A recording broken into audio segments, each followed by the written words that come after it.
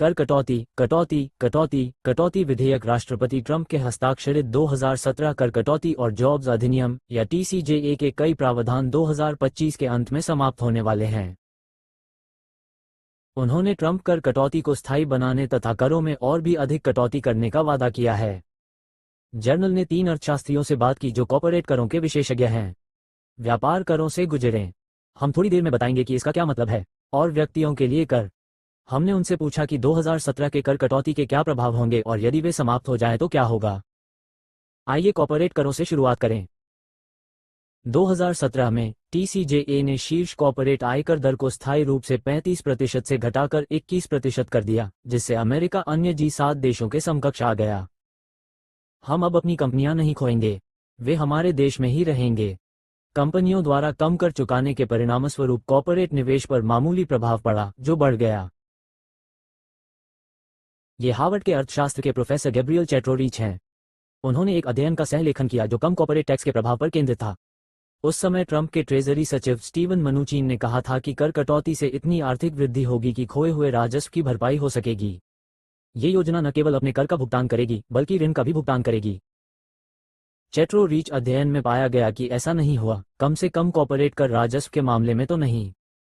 2018 और 2019 में कर राजस्व में काफी कमी आई, जिससे सरकार को कम धन प्राप्त हुआ, जबकि निगमों द्वारा निवेश में वृद्धि हुई। उच्च कॉर्पोरेट कर निवेश से पर्याप्त आर्थिक वृद्धि उत्पन्न नहीं हुई, जिससे कम कर दर से कॉर्पोरेट राजस्व में आई गिरावट की भरपाई हो सके। ये देखना अभी बाकी है कि क्या 2017 के कर विधेयक के अन्य भाग, जैसे कॉर्पोरेट मुनाफे को पुनः स्थापित करना, इस गिरावट की भरपाई कर पाएंगे। ऐसी कंपनियां जो अपने कर्मचारियों को अरबों अरबों डॉलर दे रही हैं, तथा और भी बहुत सी कंपनियां आने वाली हैं। मुझे लगता है कि वास्तव में यही बिक रहा है। ये किसी भी व्यक्ति, यहां तक कि स्वयं मेरे द्वारा भी, से बेहतर हो सकता है। 2017 में व्हाइट हाउस के आर्थिक सलाहकारों ने अनुमान लगाया था कि कॉर्पोरेट कर में कटौती से परिवारों की औसत आय में $4000 से $9000 के बीच की वृद्धि होगी। अध्ययन के सहलेखक चेट्रोरिच हैं। लेखकों ने 2018 और 2019 के आंकड़ों के आधार पर मॉडलिंग का उपयोग करते हुए प्रति पूर्णकालिक कर्मचारी लगभग $750 की बहुत कम व्यक्तिगत वेतन वृद्धि का अनुमान लगाया है। प्रति व्यक्ति $750 कुछ भी नहीं है। तो यह एक आधा भरा संस्करण है, आधा गिलास खाली संस्करण है। हमें एक कार्यशील समाज और सरकार के लिए कर राजस्व एकत्र करने की भी आवश्यकता है। अतिरिक्त आय प्राप्त करने में हमें बहुत अधिक कर राजस्व खर्च करना पड़ा। अब आइए देखें कि अधिकांश छोटे एवं मध्यम आकार के व्यवसाय मालिक किस प्रकार कर दाखिल करते हैं। इन्हें पास थरू व्यवसाय कहा जाता है, क्योंकि मालिक अपने करों को अपनी व्यक्तिगत आय फाइलिंग के माध्यम से पास करते हैं। उन्हें व्यवसाय मालिकों के माध्यम से स्थायी कॉर्पोरेट कर कटौती नहीं मिली। मुझे लगता है कि आपने सही कहा। अरे किस बारे में? हम अर्थशास्त्री एलेना पटेल ने 199 प्रावधान का अध्ययन किया जो 2017 के विधेयक में की गई कटौती है, जो 2025 में समाप्त होने वाली है। ये प्रावधान लाखों व्यवसाय मालिकों के लिए योग्य आय पर अस्थायी रूप से 20% कर कटौती की अनुमति देता है। यह इन व्यवसायों के विकास के लिए एक बड़ी उछाल है। पटेल कहते हैं कि समस्या यह है कि इस बात के बहुत कम साक्ष्य हैं कि इस कटौती से निवेश या रोजगार को बढ़ावा मिला। तो कुछ मायनों में यह व्यापार मालिकों के लिए कर में कटौती मात्र थी। जो कोई भी अपने घर से कुछ भी चलाता है, वह तकनीकी रूप से एक व्यवसाय है और इससे उसे लाभ होता है। जो लोग पास थरू व्यवसाय के मालिक होते हैं, उनकी आय अधिक होती है और इसलिए निस्संदेह इस मामले में लाभ शीर्ष पर रहने वालों को मिलेगा, जैसे कि यह व्यापक रूप से असमान रूप से शीर्ष 1% को लाभान्वित करता है। और इसलिए इसकी कुछ आलोचना यह है कि यह कर कटौती वास्तव में संयुक्त राज्य अमेरिका के सबसे अमीर लोगों को लक्षित करके की गई थी। रिपब्लिकन सांसदों ने तर्क दिया कि 199 सहायता कटौती को नवीनीकृत किया जाना चाहिए। जब उनकी संघीय कर दर 40% से अधिक हो जाएगी, तो हम मुख्य सड़क पर और भी अधिक संख्या में व्यवसाय बंद होने के संकेत देखेंगे। यदि कटौती को बढ़ाया जाता है तो अनुमान है कि अगले 10 वर्षों में संघीय राजस्व में लगभग $700 बिलियन की कमी आएगी। जहां तक व्यक्तियों के लिए कर कटौती की बात है, डेमोक्रेट्स ने 2017 के कर विधेयक की बड़े पैमाने पर आलोचना की है, क्योंकि इससे केवल अमीरों को लाभ होगा।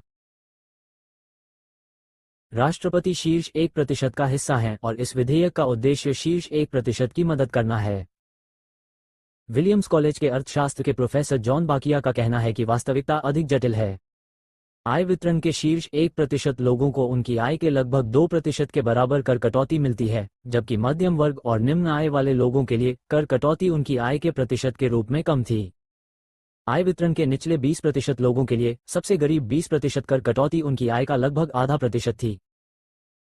प्रतिशतता छोटी लगती है, लेकिन डॉलर की मात्रा में शीर्ष 1% और निचले पंचमांश के बीच कटौती का अंतर औसतन $60,000 से अधिक है।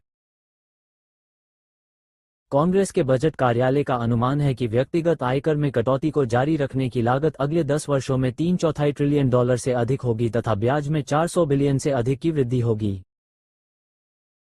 और फिर सवाल ये होगा कि खर्च में कटौती से वे कितनी भरपाई कर सकेंगे? लेकिन खर्च में कटौती का निम्न और मध्यम आय वाले लोगों पर बहुत अधिक प्रभाव पड़ सकता है।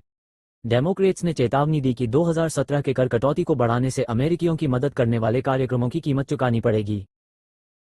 सुरक्षा जाल पर हमला हो रहा है। ये पूरा मामला एक घोटाले जैसा लगता है। ये वास्तव में अरबपतियों के लिए कर कटौती है। रिपब्लिकनों ने स्पष्ट कर दिया है कि वे स्वास्थ्य देखभाल कार्यक्रमों को खत्म करने में संकोच नहीं करेंगे। हम अभी सभी को इसमें शामिल करने के लिए काम कर रहे हैं। मेरा मानना है कि हर कोई इस ट्रेन पर चढ़ना चाहता है, इसके आगे नहीं। फरवरी में हाउस रिपब्लिकन ने एक बजट ब्लूप्रिंट पारित किया था जिसमें अगले दशक में व्यय में कम से कम $1.2 ट्रिलियन की कटौती और कर में अधिकतम $4.2 ट्रिलियन की कटौती का प्रावधान है।